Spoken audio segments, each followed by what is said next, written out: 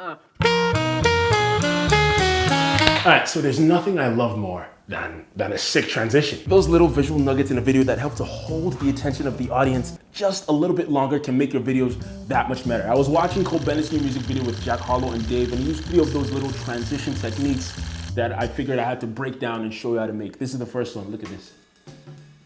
Oh, puts up the what? Ooh, pause, run it back. That was sick. Let's look at that slowly. All right, so Dave puts up his wrist, the frame locks onto his watch, and then the whole thing rotates while a few other little circular compositions splash into frame, and then it ends on Jack. Like, it's pretty sick, very eye-catching, but very simple to make, and I'm gonna show you how to do it. Okay, so we gotta go out and shoot. All right, so 2023 was a hell of a year. I realized my true passion was dispensing knowledge, learning how to do things, and then teaching people how to do those exact same things.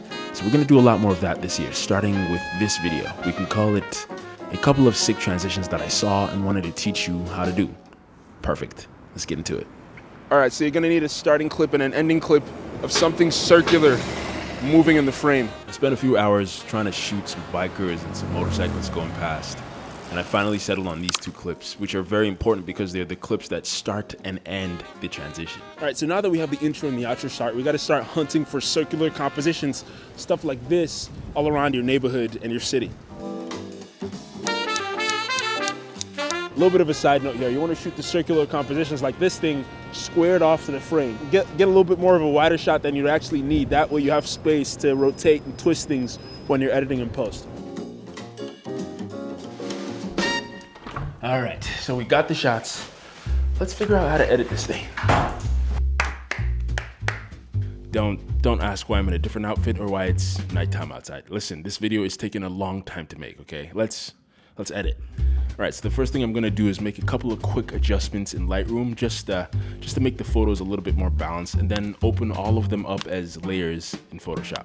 I'm gonna create a new layer here and then paint in a red dot like this to represent where I want the center of each circle. And then I'm gonna adjust the scale of each individual frame to make sure that it matches the red dot as closely as possible. Now, Photoshop has a setting that allows you to export each layer at the same time by going to File, down to Export, and export layers to files.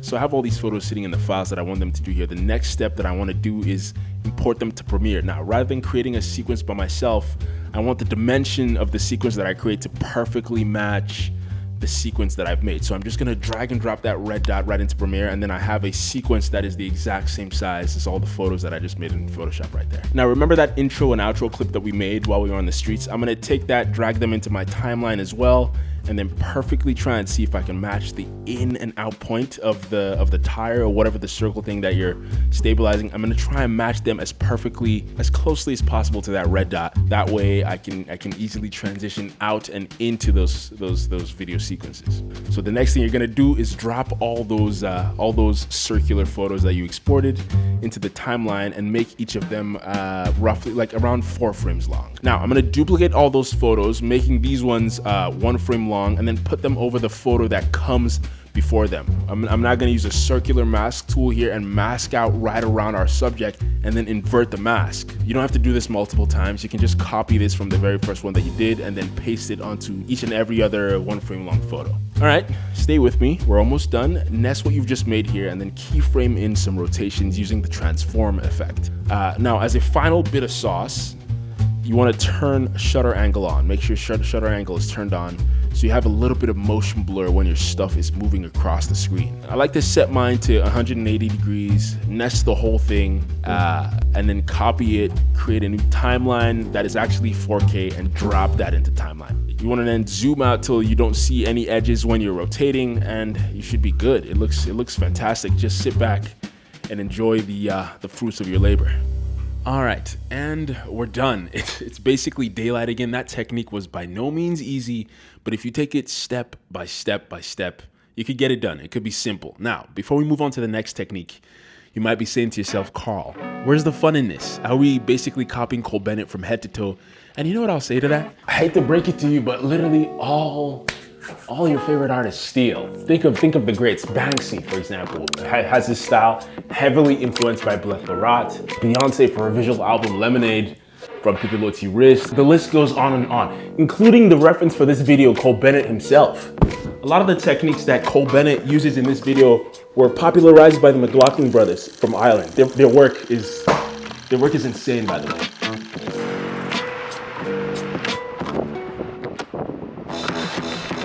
The truth is, in almost every single creative industry, everyone is doing similar stuff. Here's how you copy or steal the ideas without coming off as a jerk.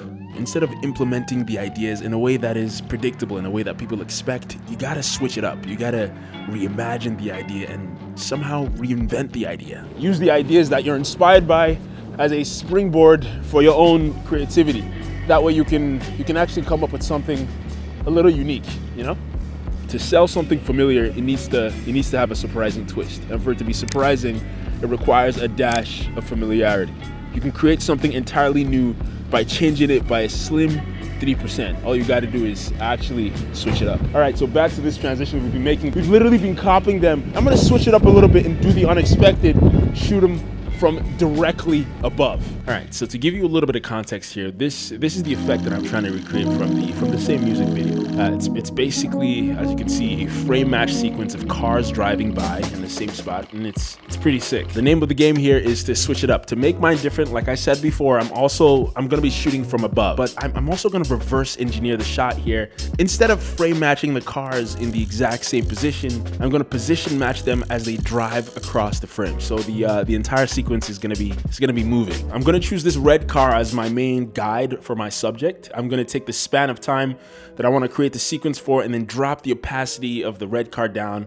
I'll put the entire 5-minute long clip of me that I shot looking down at the cars underneath, and then just tediously spend time finding a spot where another car coincides with my red car in position, frame by frame, again and again. Now this looks sick, but I think I can take it a step further. I got very lucky when this flock of birds flew directly across the frame, so I'm gonna add that in with a little layer mask. Looking for a couple of things to keep in frame here. I'm gonna keep the bicyclist in with another layer mask as well, because I'm sure it'll make a few people scratch their head. And finally, I'm gonna leave in these 2 lanes to the left of our frame match car here, just to keep people guessing even more. I think it'll make the shot even sick. All right, let's look at the final result.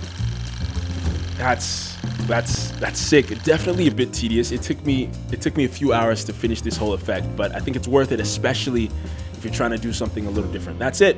Stop watching. Go make a little video or something. I'll see you soon.